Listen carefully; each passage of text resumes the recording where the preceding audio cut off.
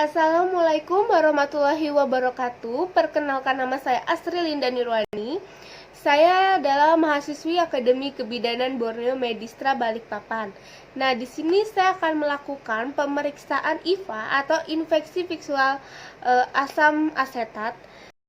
Nah, infeksi visual asam asetat ini dilakukan untuk melakukan deteksi dini terhadap kanker serviks. Nah, namun tidak bisa mendeteksi secara akurat. Bisa dilakukan untuk pemeriksaan selanjutnya, yaitu seperti pap smear atau lanjutan. Nah, IVA ini ada syaratnya. Yang pertama, pasien tidak sedang berhubungan seksual selama 24 jam terakhir. Terus yang kedua, tidak sedang hamil. Yang ketiga, tidak sedang menstruasi. Dan yang keempat, itu sudah melakukan hubungan seksual. Nah, selanjutnya kita menyambut pasien dengan sopan dan ramah. Perkenalkan Ibu, nama saya Astri Linda Nirwani. Di sini apakah ada yang bisa saya bantu? Terus ibunya menjelaskan maksud dan tujuan ibu datang ke sini. Lalu kita menjelaskan maksud dan tujuan kita. Nah, Ibu, di sini kita akan melakukan IVA. IVA ini dilakukan untuk pemeriksaan infeksi, di mana nanti ibu akan berbaring di bed atau tempat tidur.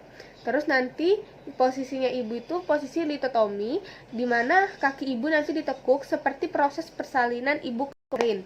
Nah, terus kita akan membuka celana dalam ibu, lalu kita akan melakukan pemeriksaan bagian vaginanya ibu. Apakah ibu bersedia? Nah, jika ibunya bersedia, kita akan mempersiapkan alat. Nah, selagi kita mempersiapkan alat, kita menyuruh ibu untuk membuang air kecil terlebih dahulu, lalu sambil membuka celana dalamnya ibu. Nah, terus kita mempersiapkan alatnya.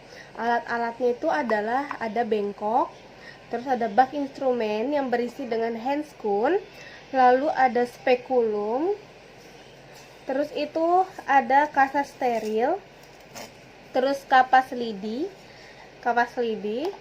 ini spekulum, lalu ada bak air klorin, ini air klorin, terus ada juga lampu, terus ada tempat sampah medis, lalu ada tan pontang,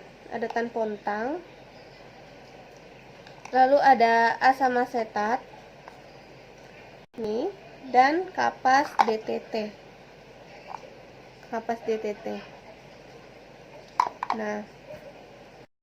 Nah, setelah itu jangan lupa kita menggunakan alat pelindung diri.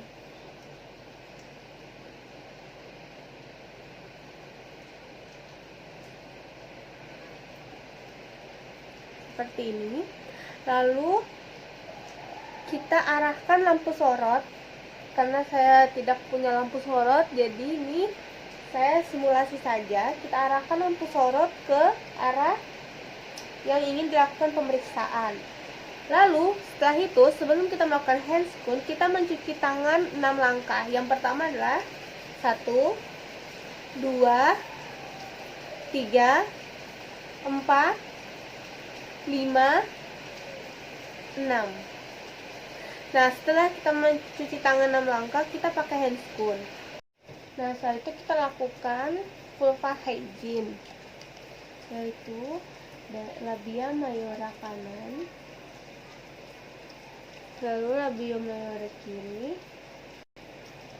labia minora kanan, dan labia minora kiri, lalu dari sampai bawah. Nah, setelah itu kita masukkan spekulumnya karena saya nggak punya spekulum, jadi saya pakai sebagai simulasi. Kita masukkan spekulumnya ke dalam, lalu kita putar seperti ini. Terus kita lakukan penguncian. Nah, sebelum kita melakukan penguncian ini, kita lihat dulu itu porsionya udah ada terlihat atau tidak. Nah, jika sudah terlihat porsionya, kita lakukan penguncian seperti ini. Nah, setelah itu kita lakukan penilaiannya, porsionya itu berwarna apa, berwarna pink atau ada bercak kayak gitu, bercak-bercak kemerahan atau seperti apa, sebelum kita melakukan tindakan selanjutnya. Terus kita ambil kapas lidi yang ada asam asetatnya, lalu kita masukkan ke porsionya dari tengah, lalu memutar. Nah, asam asetatnya ini digunakan 3-5% ya.